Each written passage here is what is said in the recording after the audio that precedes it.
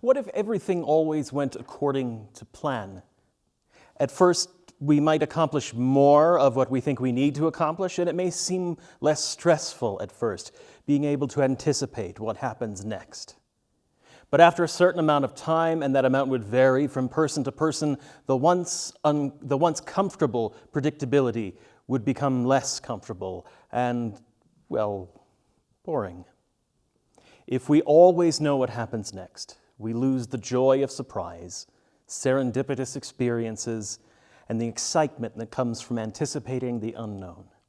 Friends, let us gather with open, curious hearts, ready to explore the unpredictable, learn from its wisdom, and embrace its beauty. From wherever you are, come and let us worship together.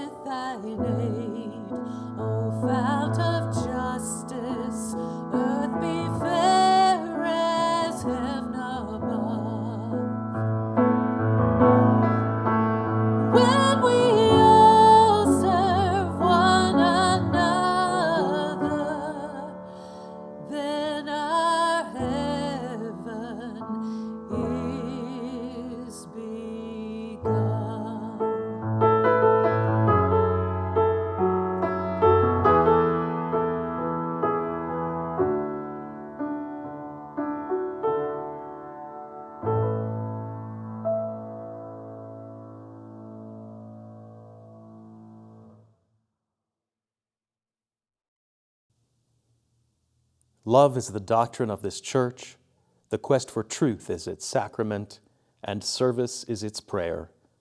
To dwell together in peace, to seek knowledge in freedom, to serve life in fellowship, to the end that all souls shall grow in harmony. Thus do we covenant with each and with all. For all our joys, all our sorrows, whether we share them with one another or we hold them close to our hearts, let us be together in a moment of silence.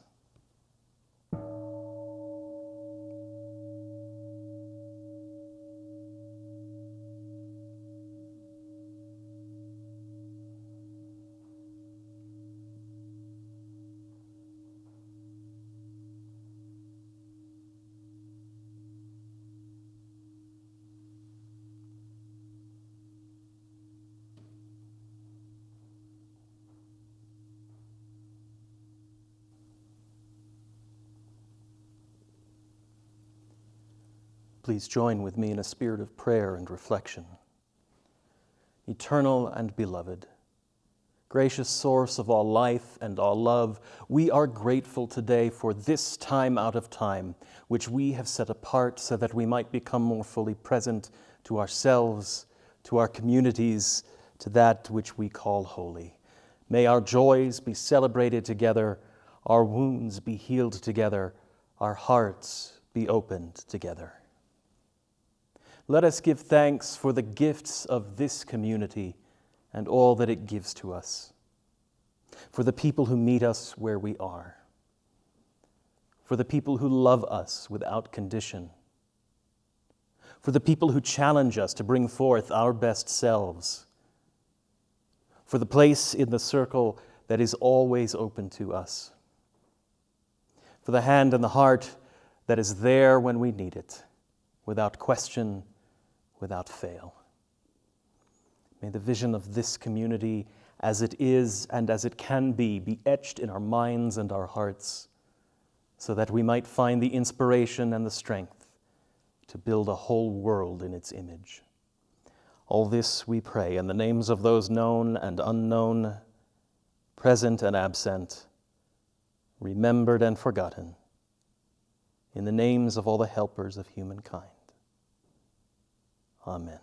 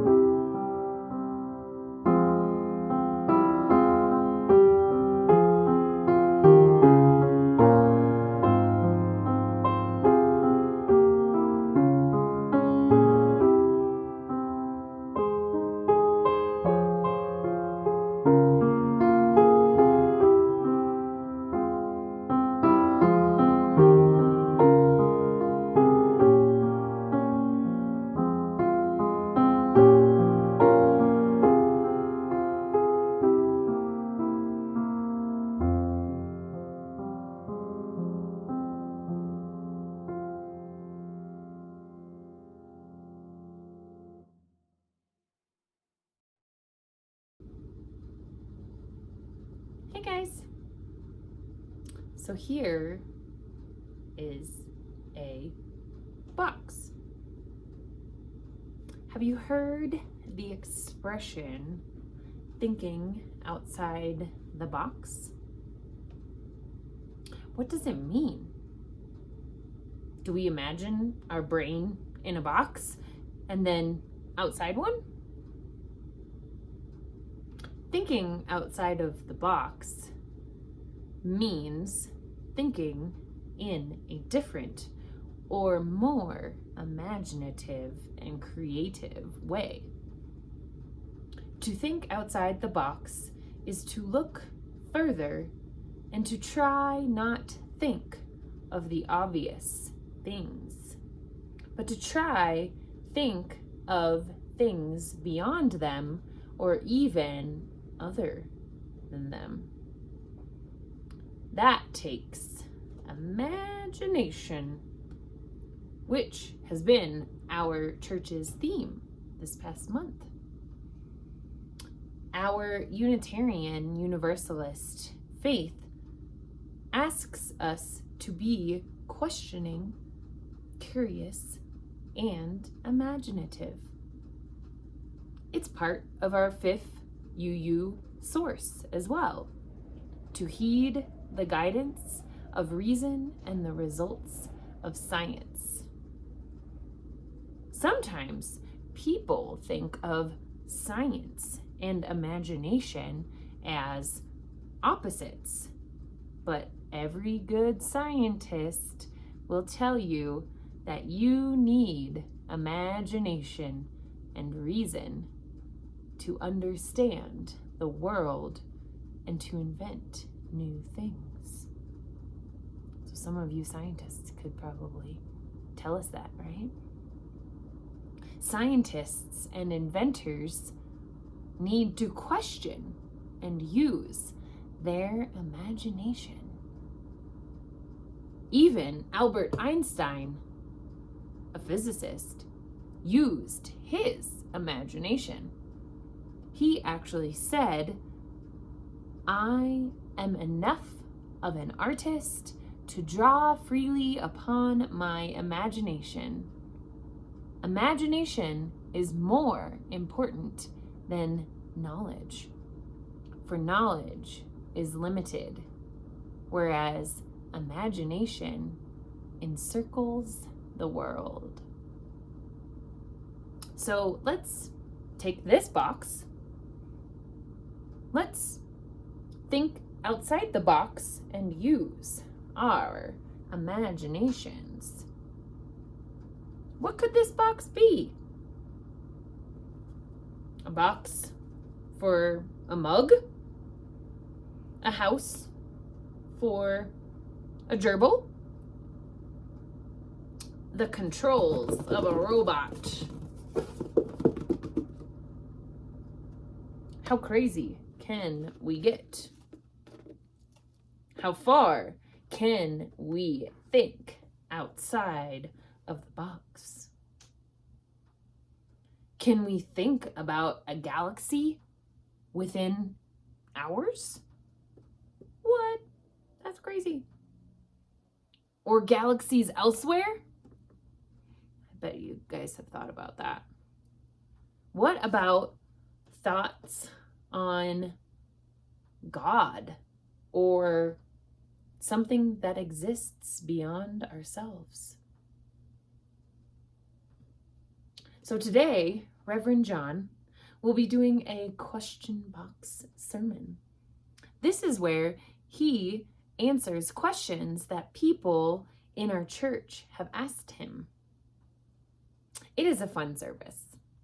Folks might ask him questions about our church or about religion or Unitarian Universalism, or ask him his favorite comic book hero. Or they might ask him a question where he may have to think outside the box to answer. The really cool thing about our church community is that we all have different beliefs and thoughts about things in our lives. Even you have different beliefs and thoughts than maybe your peers or friends, or even different thoughts and beliefs than some of your family members. This is what makes our community so unique. We can have different beliefs and thoughts about things and then talk about them in kind and compassionate ways. I know that I really like this about our UU church. So, this week, I encourage you to keep using your imagination to think outside of the box in your daily life. Bye.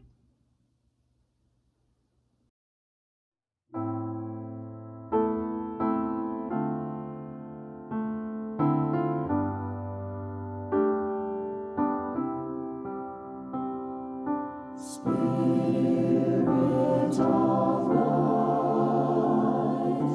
come unto me. Sing in my heart all the stirrings of compassion.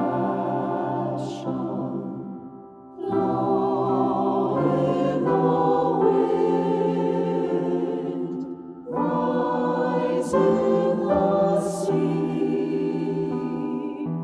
move in the hand, giving life the shape of justice. Wounds won't be closed, wings set me free. Spirit of life, come to me, come to me.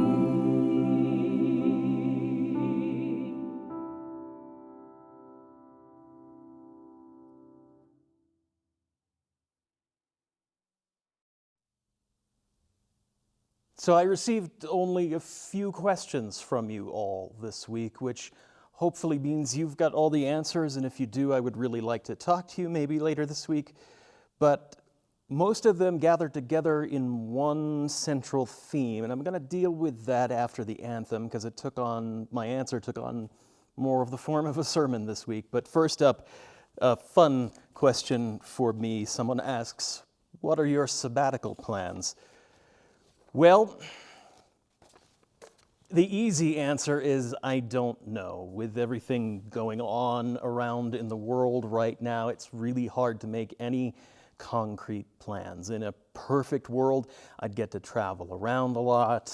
Jess and I would get to go visit our son up in Seattle. We would get to maybe go stay some interesting places to rest and relax. But that is up in the air. What I do know is I'll be focusing on three things. First, I'm going to be taking on a little more self-guided study in video production. Long before we got to this pandemic area where I was preaching into a camera every week, video was one of my hobbies, one of the ways I had fun. It was something I picked up, in fact, on my last sabbatical. And over this past year, my hobby has turned into part of my job, which is a good thing and it's a bad thing. It's a good thing because I'm getting to do something I enjoy doing from week to week, preaching into a camera. And at the same time, my hobby has become my job, and I'm not doing a lot of creative work or a lot of fun work in the process. And so I want to rediscover the fun of my hobby. I want to learn to use my tools better. I want to hopefully take an online class in cinematography to learn to use my camera as a tool for art more.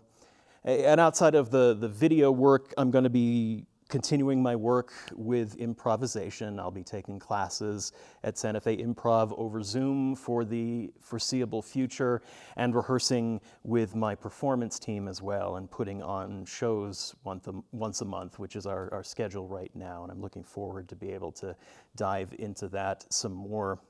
And finally, and probably most importantly for me right now, I'm going to pick up several of my writing projects that have been moving along slowly because of my day-to-day activities. I have a play that I have been working on that I mentioned in this month's newsletter column. I have a screenplay I started for the pandemic that I mentioned a couple of sermons ago that I'd like to finish. And I'm going to be hopefully wrapping up the sequel to this book right here, No, Your Eyes Don't Deceive You. Yes, that is a pen name, and this book will be coming out early March, and you can learn more about all of my secret identity activities here. I'd love you to check it out, but no obligation, okay? And finally, more than anything else, I am going to rest. I've joked half-jokingly with people over the last several months as we've been planning this sabbatical time that if the only thing I can do is take a 5-month nap, that would probably be the best thing I could do for myself right now. I am, as you can probably guess from last week's sermon even, kind of tired. This year has grinded me down, and it is time for me to get some rest and recuperation in. And then I'm looking forward to coming back to you in November, rested and recuperated and ready to recommit to our ministry together. And that, truly, that is my sabbatical plan.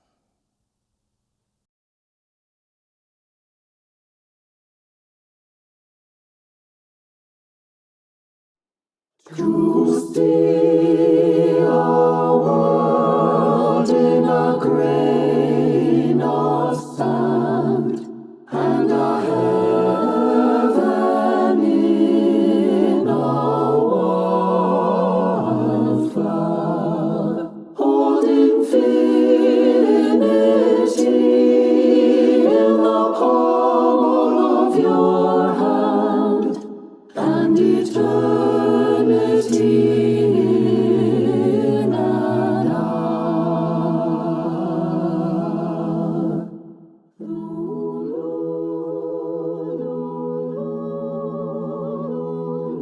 To see a world in a grain of sand, and a heaven in a wildflower. Hold infinity in the palm of your hand, and eternity in an hour.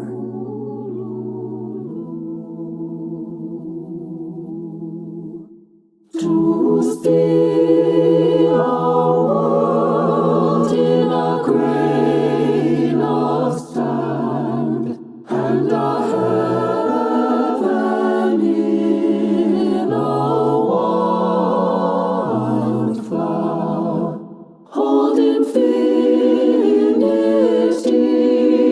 in the palm of your hand, and eternity in an hour.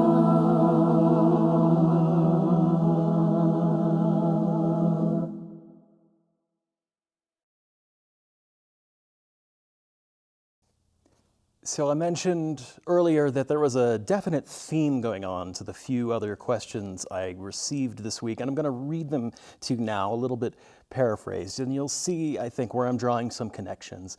And I'm going to attempt to answer these questions kind of as one whole this morning, and hopefully honor them in the intention that you gave them to me, and give my best answer to it all. But there was definitely a sermon in all of this.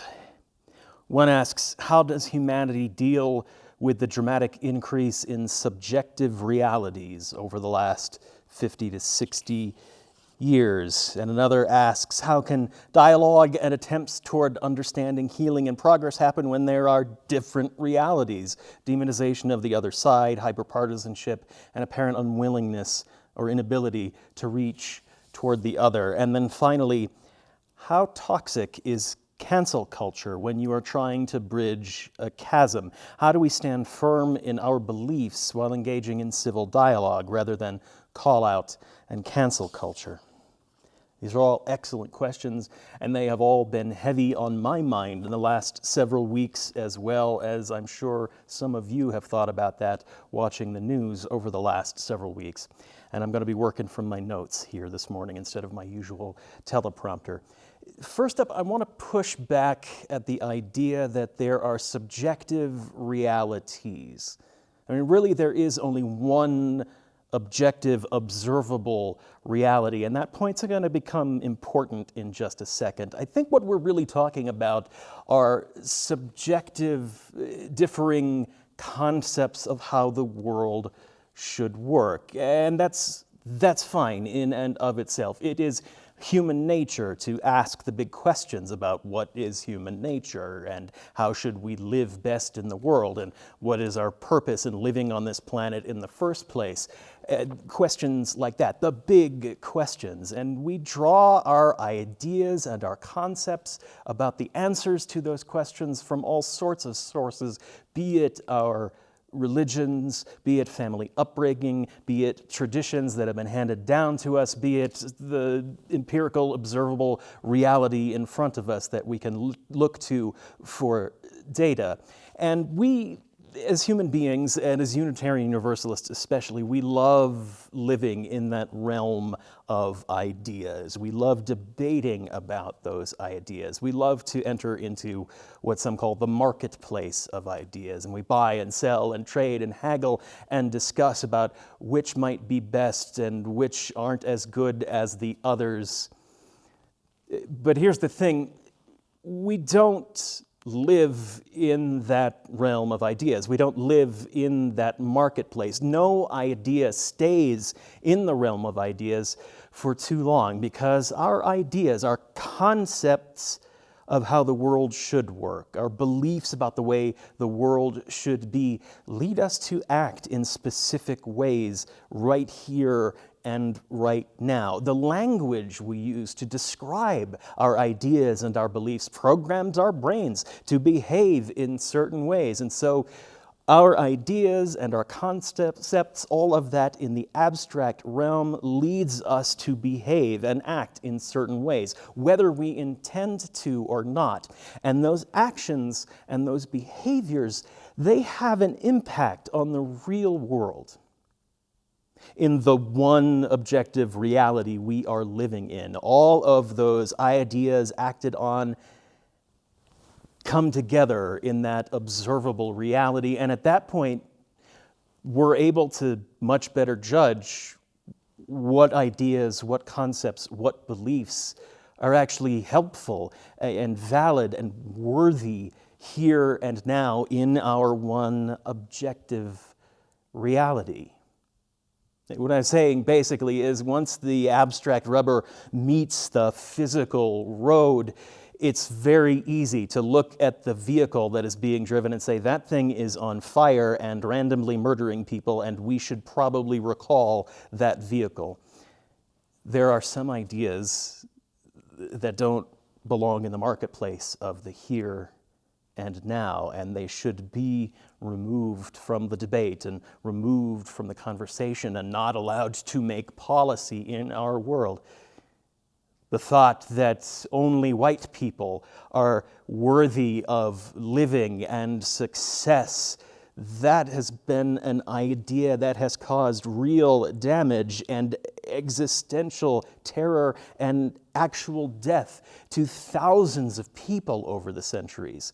It doesn't get to have an equal seat at the table of conversation of how shall we live best as a society. There are ideas that should be rejected and shut out.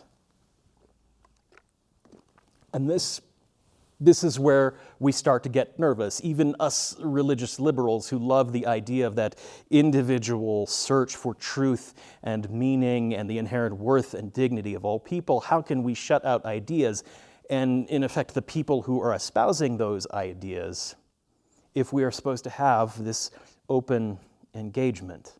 And this is where the worry about cancel culture and call-out culture comes into play.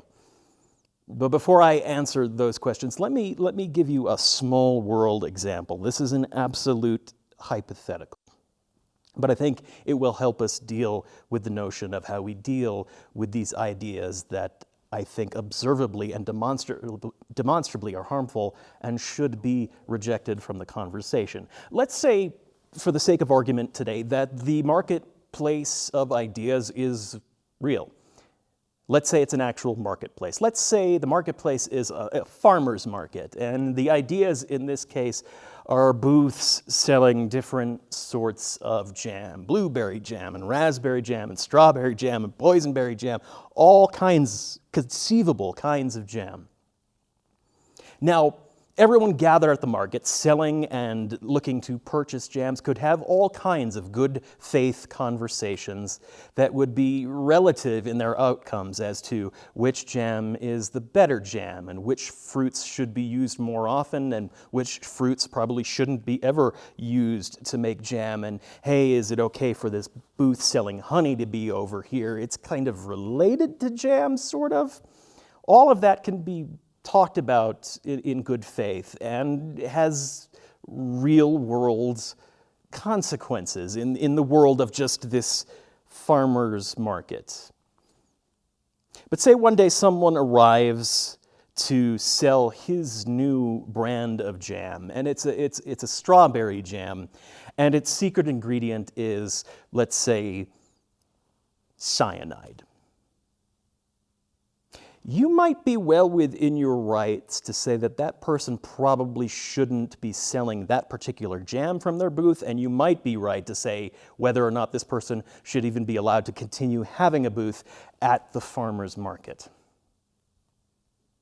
And what say you decide to say so? What say you decide to call out this obvious harm happening in your midst? That man is selling cyanide-laced jam to the people, and he's got a list of people he thinks we should feed it to. Whoa, hey, I'm just selling jam here. If you choose to buy it, that's your decision. And if you choose to buy it and then feed it to certain other undesirable elements, that's on you. No, seriously, everybody, he's selling cyanide jam, and 2 people have already died in the parking lot. Do not listen to this man. He is a plant from the liberal big jam cartel, and he is just trying to squeeze the little guy out. What do you have to say about the reports that you're selling cyanide jam and it's already killed 20 people? Listen, I'm just a man who loves to make jam, a hardworking, creative individual, and I'm just trying to find a way to use my God and constitutionally granted right to express myself to the fullest of my being in a way that makes me a little money. And now these people are jealous of my secret ingredient, and they're here trying to shove me out of the marketplace. No more questions. Now I'm having a little fun here. It's kind of an extreme, ridiculous example. But it reflects the conversation being had right now, today, just in the last few weeks, about how we handle it in the public square when someone espouses ideas that have been shown demonstrably throughout history to cause real harm to real people, and the demand for accountability for that action. Look what happens when we call out folks like Josh Hawley and Marjorie Taylor Greene for their demonstrably awful ideas they are trying to sell into the real world marketplace. Deny that they did what they did or said what they said, or that what they did and said really caused any harm in the first place. And simultaneously or afterwards, if that first denial doesn't work, attack the messenger, attack their motives and their character for even questioning you in the first place. Try to shift the attention onto them. And finally, reverse the role of the victim and the offender. I'm the real victim here because I'm told I can't share my awful idea in the marketplace. I am being silenced, they say on national television, during an interview in front of millions of people. It's a little disingenuous. And the work might sound familiar: deny, attack, reverse, victim, and offender. In the work of therapists, especially therapists working with people who have suffered trauma and abuse, DARVO, deny, attack, reverse, victim, and offender, DARVO is recognized as one of the primary MOs of the psychological abuser, an attempt to shift blame away and attention away from the awful things that someone has done or said when they are called into account for those words and those actions. And so this calls into question for me the reality of cancel culture. It is, to my mind, a big lie. It's similar to crying political correctness back in the 80s and 90s when somebody said something awful and claimed they were being muzzled and told how they could talk after they said something awful. It shifts the conversation away from accountability for something done to a conversation about should we be silencing or demanding accountability from anyone in the first place. It's an act of misdirection. And in the process, for every one story in the news about the actual event that caused harm, there are 10 more stories amplifying the question of, are we canceling too many people? Should people be silenced or called into account for their actions? Is this congruent with what we believe about our First Amendment rights? And in the process, we get pushed from dealing with actual harm and trying to account for consequences to people back into the realm of pure ideas where we're comfortable and happy and we don't deal with the harm at hand. So no, asking someone to remove their ideas from the marketplace and account for the harm that they've done is not cancel culture. First off, it's hard to call it cancel culture when the people crying the loudest about it are doing it from platforms in front of millions of people. That just shines the big lie right there. And second of all, it's hard to call this a culture at all because the majority of us, the majority of people who might be called into account for our actions, wouldn't be able to be canceled anyway because we didn't have the platform and the audience to begin with. Cancel culture isn't real, or to put it as one internet wag has said, it's only cancel culture. It comes from the cancel culture region of France. Otherwise, it's just sparkling consequences. And that's what we're asking for here when we're asking people to remove their harmful ideas from the marketplace and make amends for the harm that they've done in the process. We're asking for there to be consequences for actions. Demonstrable consequences so that maybe people can see those ideas don't belong and should be removed after all. Those ideas need to be removed from the marketplace. And the most effective way of doing that, when people have a public platform, is to call them out. And I know this particular act makes people uncomfortable. It's confrontational for one, and none of us likes confrontation. I am the least confrontational person on the planet. I don't feel comfortable with the notion of doing it myself. And it sucks to be called out when you've made a mistake. It doesn't feel too good, does it? And it is true that, like any tool, a call-out can be abused. And we see it abused in the online realm especially. People sometimes are called out more to make the person doing the calling out feel better about themselves without really seeing to what they're trying to affect in the person being called out in the first place. Sometimes it might be better to call someone in. And call out and call in are both legitimate tools when we are trying to build a just world. And both tools can be used well, and both tools can be abused, and they each have their place. The call-out has a place in the conversation. Calling out somebody's bad behavior and bad language has a place in the conversation. when someone is causing actual potential or real existential harm to a person or persons. There are plenty of ideas like that out there. Let's say, for example, let me just pull this one out of thin air as a ridiculous example, completely making it up. Let's say there's somebody standing out on Central Drive with placards protesting the Jewish space lasers that are causing all the wildfires.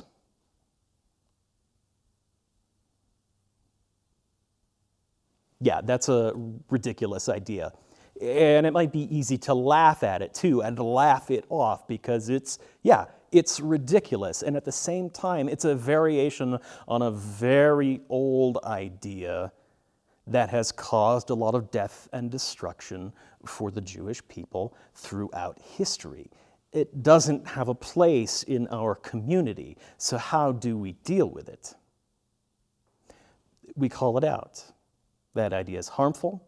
It has no place in our community. You should not be espousing it here. Please leave the Starbucks. Simple as that. Now, it might seem like we're shaming the person who's espousing the idea, and in effect, we are, except most people who espouse ideas like that really have no capacity for shame in the first place, otherwise they would not be putting those ideas out into the public square. But the idea needs to be forcibly ejected. And two other things happen in that process. There's two real-world important reasons that the call-out is an important tool, and they're this. One, it lets anybody in the vicinity who is hearing that threat know that there's somebody else in the community who has their back. There's somebody in the community looking out for their safety and their well-being too. And two, to anyone else in the audience who might be on the fence, who might be unsure whether or not that idea has a place in the conversation, it pulls them off the fence and into the circle of people who want to care for a wider range of people in their community. And so while the immediate effect, the immediate visible effect might be that we are ejecting a person from our community because of the words that they said, and that will just then give them a chance to go complain about cancel culture and the call-outs and, reverse the victim and offender roles. But in the long run, it has the effect of widening the circle of the community. It welcomes more people into the circle. It makes them feel safe and connected than it does rejects a person who espouses that bad idea. And on a macro level in this country right now, after the last 4 years especially, even beyond the decades that this has been happening, on a macro level, that's exactly what needs to be happening right now. That's how we need to deal with clear harm and danger to people espoused in the public sphere.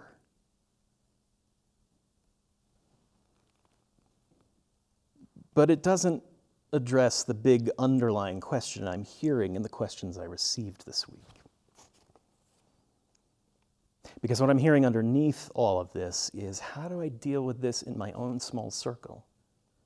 How do I have these conversations and these arguments with people who I live with and work with and go to school with my close friends and neighbors, with people who I care about and love? How do I have these conversations and bridge this divide? Is any of this helpful at all?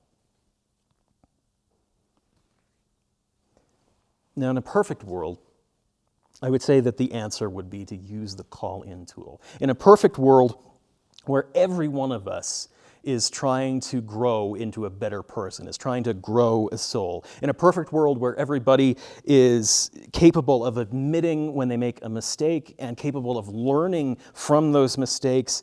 In a perfect world where everybody would want to be part of the larger whole, the call-in is a great tool because it allows us to be in relationship with the people we are already in relationship with and pull them off to the side and say, hey, that idea causes harm. Here are some real-world examples of how it has really hurt people. Is that the kind of thing you want to be bringing into our circle?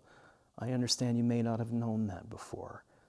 Can you get rid of that idea and come back into the circle with the rest of us? And in a perfect world, someone would admit the mistake that they made and learn from it, and we all grow together into community. And if you have those kinds of relationships with people in your life, if you have relationships built in a deep love and a deep trust with one another, you can have those conversations. And I imagine, as awkward as confrontation can be, they would be rich and rewarding and would build upon relationship and be beautiful.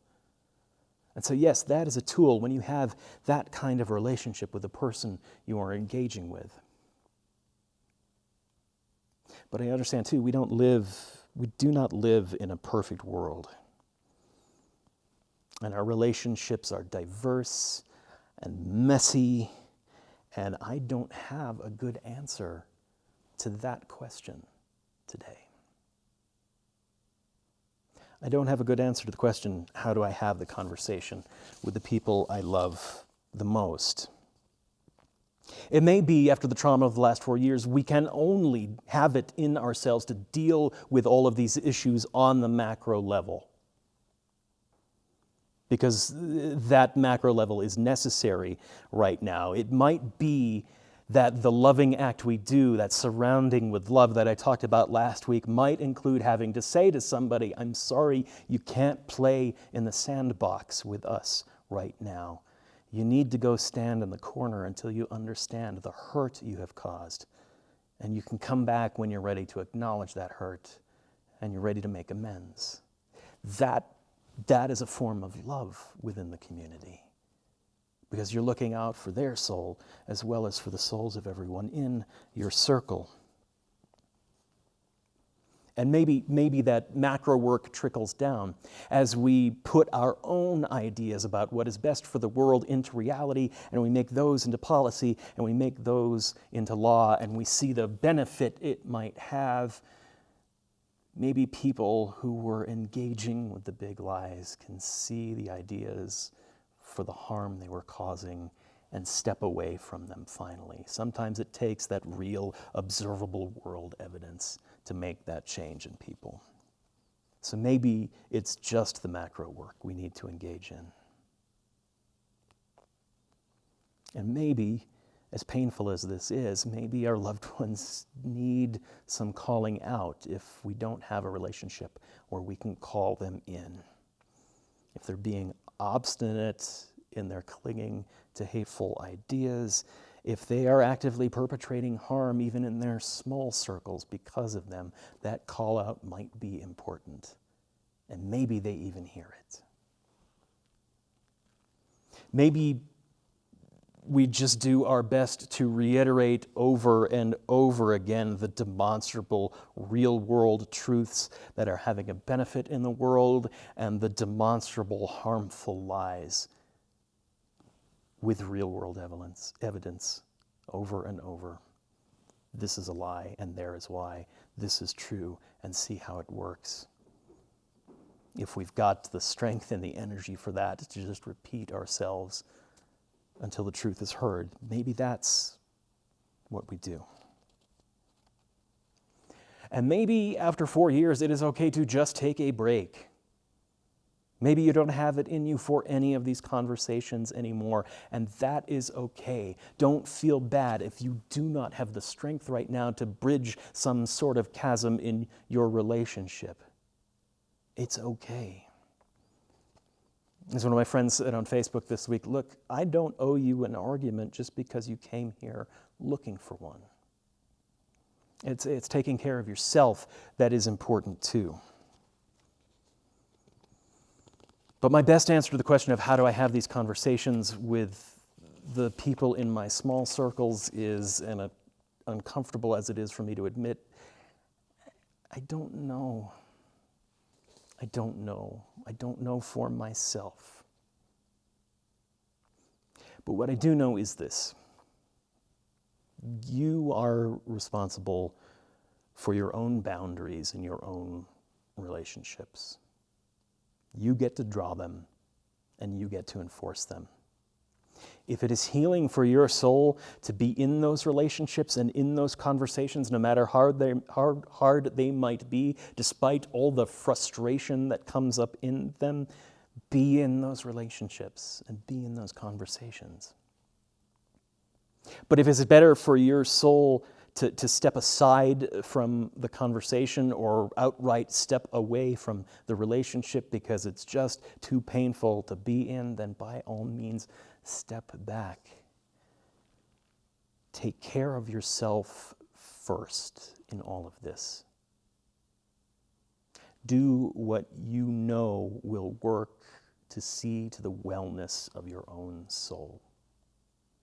There's a lot we're just healing from inside at this point. And it is okay to be how you need to be in any of these relationships. And know, too, when I confess to you my own struggles and my own hurt like I did last week, and when I confess to you that I don't know the best answer right now, no, that means you are not alone in struggling with the answers and the grief. Know that I am right there with you and that I am here for you. Email me your questions anytime. Don't wait for question box. Give me a call when it gets hard. I will be here for you however you need me to be here for you in these moments, whether it's to wrestle through the answers together or just cry it out or laugh at the absurdity of it, because sometimes that's the only thing you can do. That is my best answer today. In the midst of all of this, I am here for you however you need me. And that is a demonstrable truth. And may it be so.